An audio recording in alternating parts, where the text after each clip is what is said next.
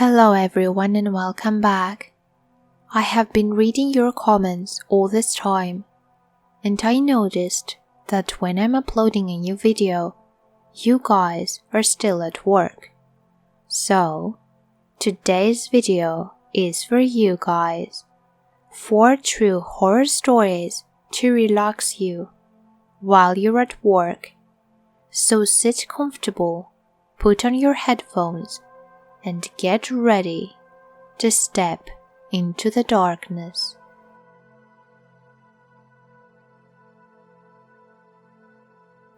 Alright, it happened a while back, and I try not to think about it more than I have to. For starters, I used to work in a gas station, but the title made that obvious enough, I guess. It wasn't a place in the middle of the city, but it wasn't way out in the countryside either. It was one of those awkward in-between areas where mostly it's just low-end houses, fast food joints, and gas stations like the one that hired me. This station was on a 2-lane road that wasn't far from a major highway, and we got a lot of people stopping in for gas who were on their way to the beach for the weekend, or just passing through on their way to the cities around us. Typical of any gas station like the one I worked at, if I do say so myself. But you see, that was during normal hours. Once the sun went down, that was when the fun really started. That was when all the freaks showed up. Late at night, all the shadier customers would show their repulsive faces. Drunks would stumble through the doors and keep on going right for the back wall where we kept all the alcohol. Teenagers would slink in trying to buy cigarettes. All of them, and some of the cards they showed me looked fake, some didn't. To be honest with you, I didn't really care. If they wanted to rake their health, it was their business. Potheads would wander in too, and load up on chips and ice cream. Oh God, the ones who would buy ice cream were a funny bunch. More often than not, they'd ask for a spoon with their ice cream, and we only had the crappy plastic kind. I had one idiot stand there for 20 minutes trying to scoop the dessert into his mouth with one of those bendy spoons. One time, a guy shoplifted the store right in front of me around midnight. Then, he walked outside, called the cops on himself, and just stood there in the parking area, waiting for them to show up. I had followed him outside, and I asked him what his deal was. He looked at me and said that he just wanted a place to sleep for the night. I had not expected that, but I told him that if he wanted to sell the story, then he should keep running. That he did. He walked off the property and down the small road. I heard sirens not long after, but I suppose I should tell you about the big one. The fucker who made me quit that job. I have a tendency to ramble, and like I said, I try not to think too much about this guy. It was another graveyard shift. Another night of my life spent behind a cheap wooden counter. I was pissing my life away, but I was doing it for some money, so it was all good. And I was better off than most of the people who walked through those doors anyway. It was 2:20 a.m. or so. I remember staring at the clock in boredom, watching the 2 dots of the display tick on and off as I counted the seconds. That was when I heard the bell over the door, and I looked up to gauge the person who had just stepped into my little world. He was only a little over 5 feet tall and looked like he could be 50 years old, easily. His skin was rough and saggy. His arms and legs were dotted all over with tiny white hairs, matched by equally white hair. It was scraggy and matted together. You know how hair gets if you don't take a shower for like 2 days. This guy looked like he had spent 2 weeks without the good graces of any shampoo. He slowly walked his way over to the counter, mechanically, like each step was a deliberate action.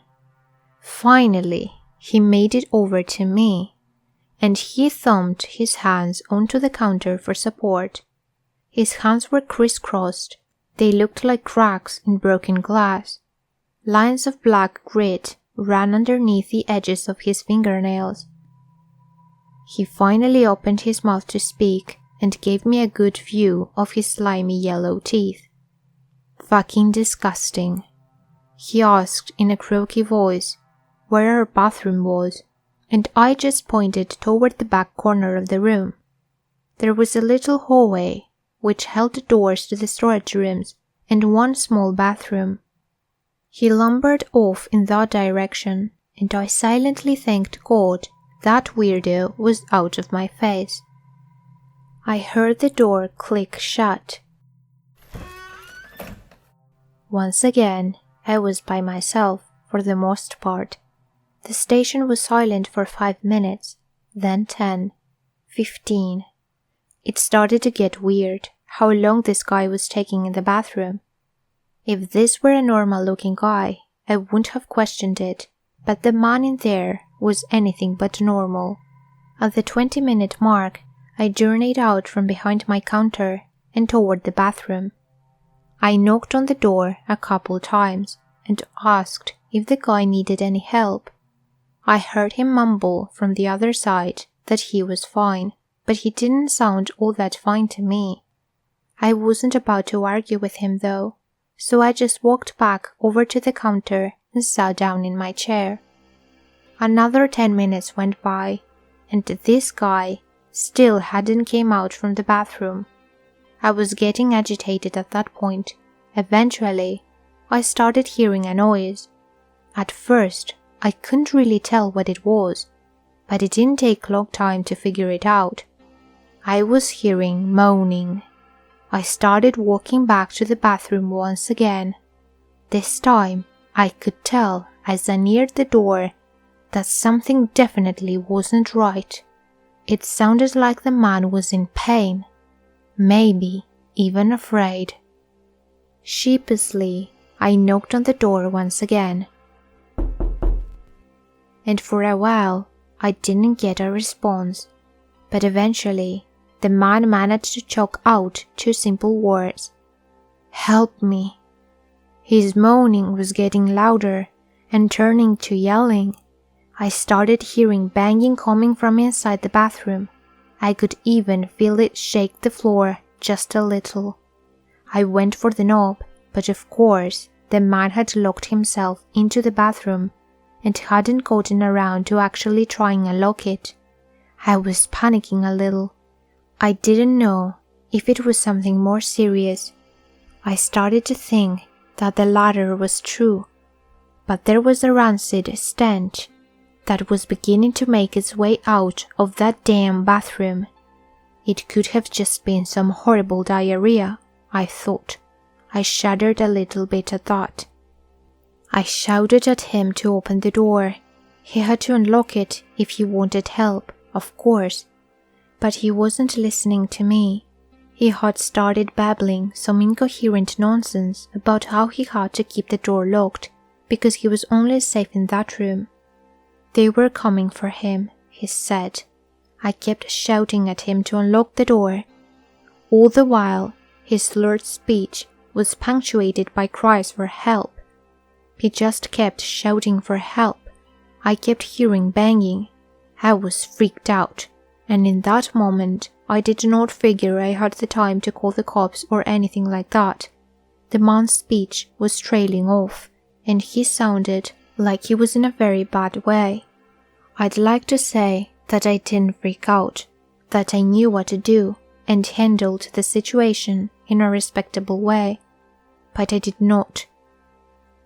I spent the next probably 5 minutes pacing myself in a little hallway, my hands pressed to my head in desperation, while I tried to think of something, anything to do. The man's yelling had stopped. I noticed, and I was desperate to do something.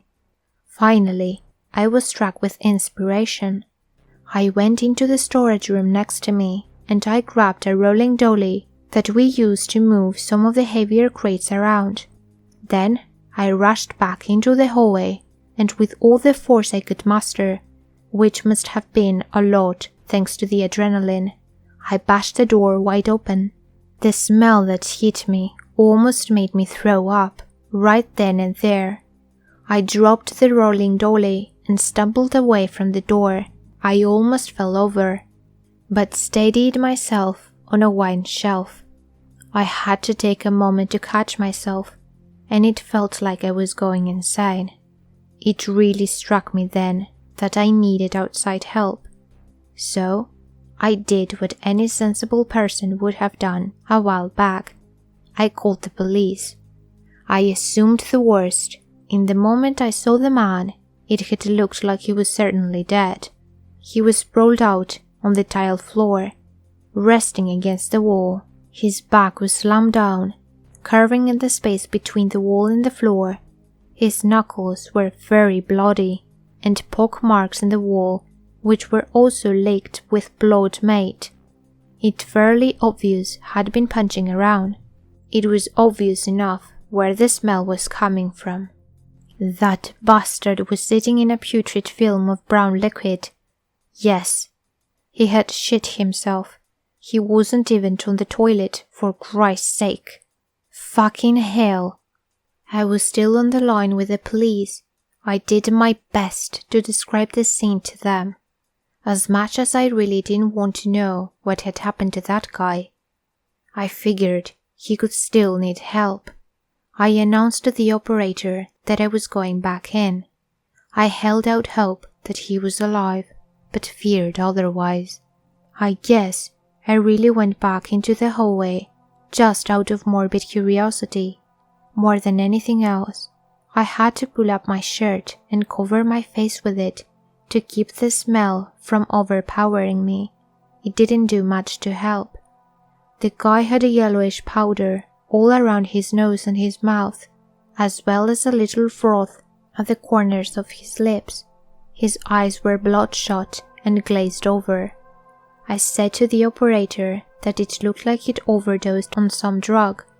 I couldn't take it anymore. I had to go outside for some fresh air. I was groggy and mortified and depressed. A man had just died next to me, for God's sake. At the most, I was out there for 5 minutes. I could already hear sirens when I stepped into the cool night breeze.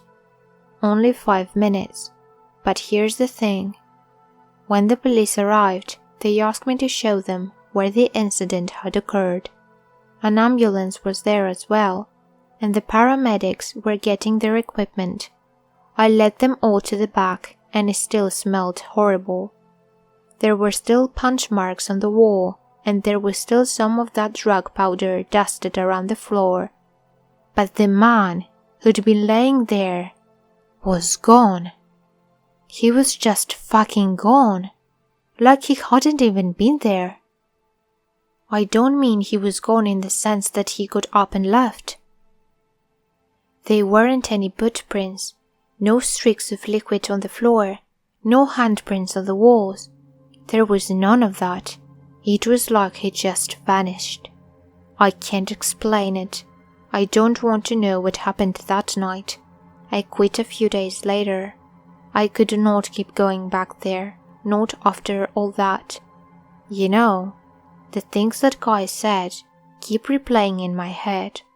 All those things about how they're coming for him. God help me.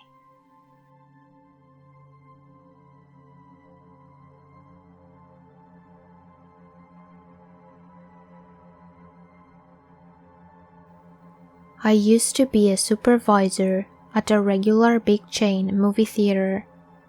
I'd recently been transferred to a location closer to my apartment.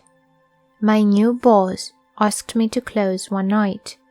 I'd never done it there before, but I figured it would be just fine as I'd been there for 2 weeks now and pretty much knew the drill.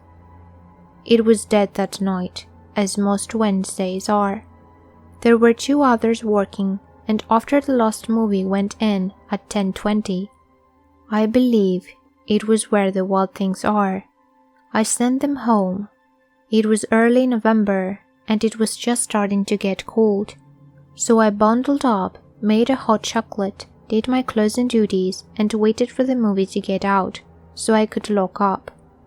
I was in the back sorting the sales when I heard what sounded like a woman screaming. I opened the door, figuring it was a customer that maybe fell or was on their cell phone yelling at someone. I opened the door and no one was there. I walked to the theater 7, where the movie was playing. I counted the silhouettes. There were 7. I went back to the office to see how many tickets we sold for that movie. 7. Everyone was accounted for, and I was too tired to pursue it, so I chalked it up to me hearing things. Just short of midnight, I went out to exit to greet the guests. They left the theater and I locked up behind them. I stood at the door and watched them leave, all 7 of them. It's not a dangerous neighborhood, but muggings aren't unheard, so I wanted to make sure they all got to their cars safely. I finished up the sales count for the night. Next closing duty was to turn off the projectors and theater lights upstairs. More recently, digital projectors have been installed in most theaters, but at this time, we still had old-fashioned film reels and manual light controls. I went down the line, one projector after the next. I got to the last projector. It was for Theater 7.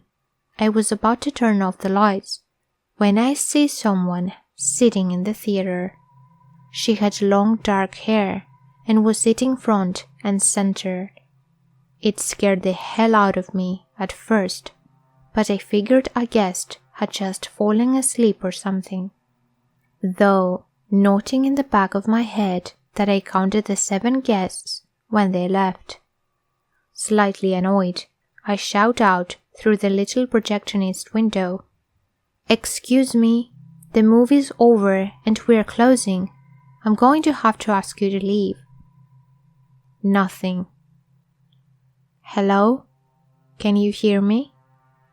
"The movie is over. You have to go home." Growling, more annoyed, I head downstairs and down the hall towards Theater 7. I go in, and of course, she is gone. I think to myself, idiot, probably realized she fell asleep and felt like a dumbass. With her gone, I went back upstairs to turn off the lights in Theater 7, the last thing to do before I go home to my warm bed. I get to the window by Theater 7 and look in. No one. Good, because my frustration would have quickly turned to fear. I switch off the light. The second the lights turned off, I heard the same scream from before. I nearly shit myself. Naturally, I turned the lights back on. What I saw staring back at me is burnt in my memory. Peering through the projectionist window was the face of a young woman, with her mouth silently agape, like she was trying to scream but couldn't get anything out. She was pale, had long black hair and tears streaming down her face. Her blue eyes were panicked and wide. I felt like I got punched in the gut. The absolute fear this thing had on its face was absolutely terrifying. So I did what anyone would do and fucking booked it out of there, screaming and crying. I didn't stop running till I got to my car, where I called my boss and left him a rambling voicemail about how there's a girl in the theater climbing up walls, and I quit. I went home, cried to my cot, and passed the fuck out. My boss called me the next day and told me that there was no one there when he opened the next day. But I know what I saw. I transferred back to my old location, even though it's further, but I don't care anything to not work at that one again. My old boss occasionally comes in and makes fun of me for the voicemail and the fact that I knocked over the shelf of old movie posters when I was running out of the place and left a huge mess for him the next morning. But I don't care. She was as real to me as the fear I felt.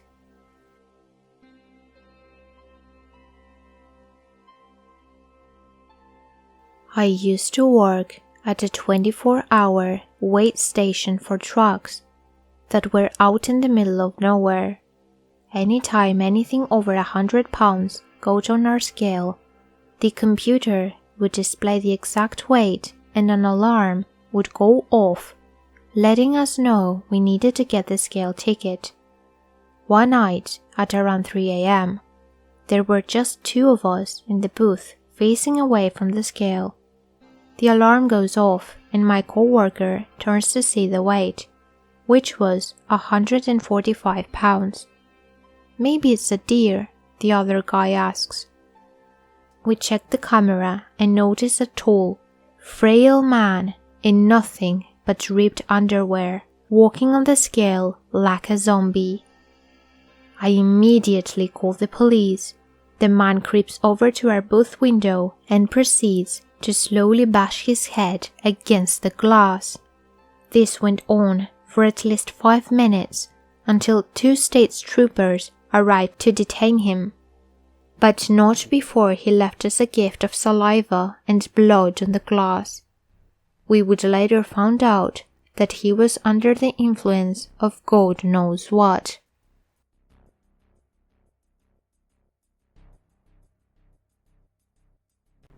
I work third shift at the Waffle House about 3 blocks from where I live.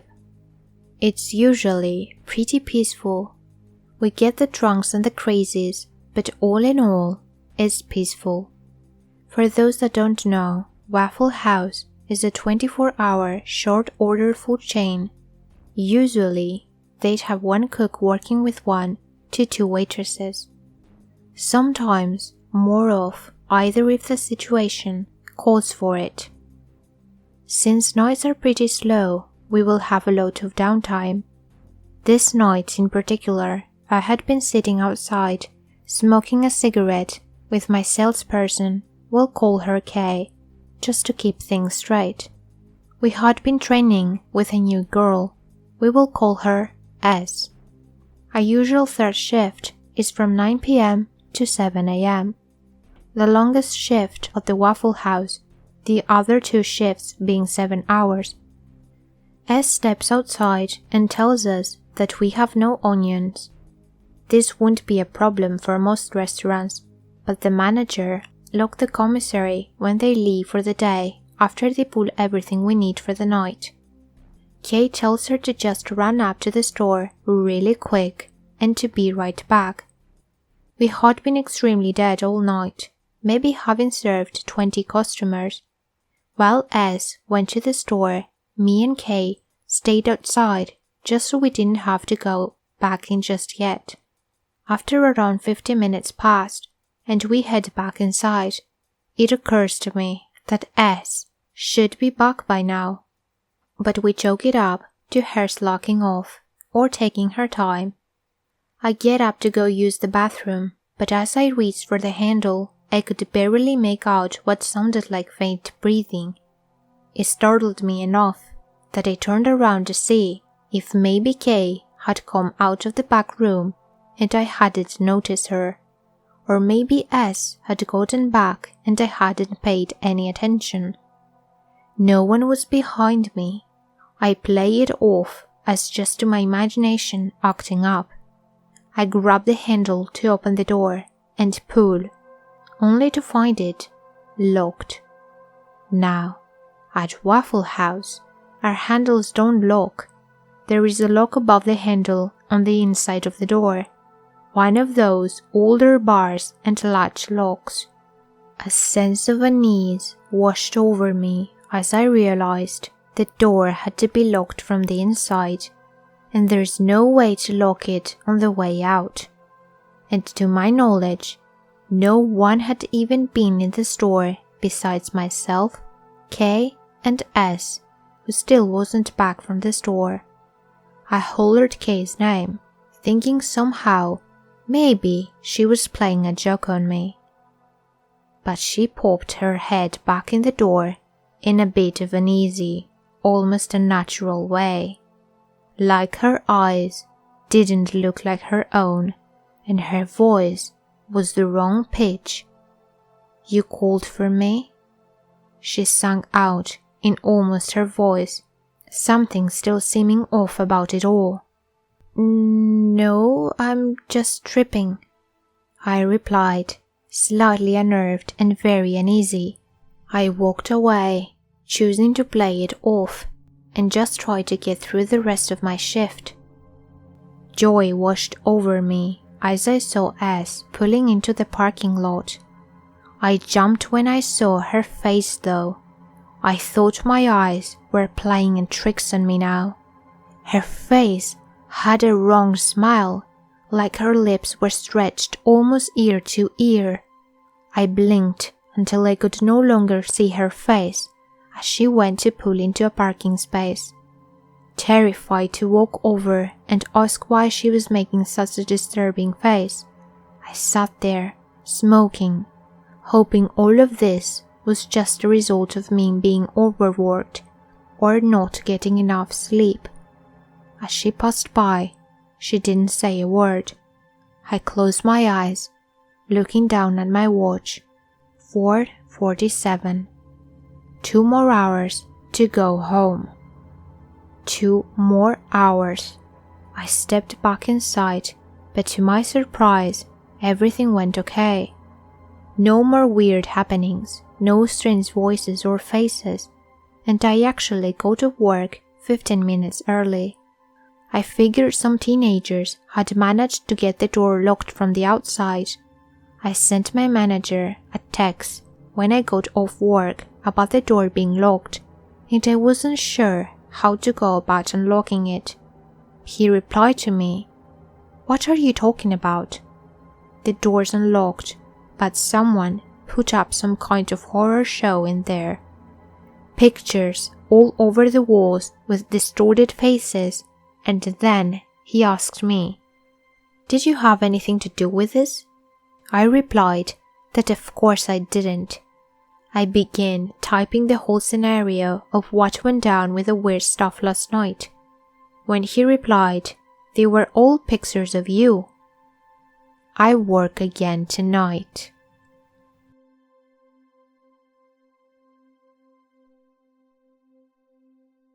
Hey there, and thank you so much for listening. I would really like to know what are your thoughts about this new video series.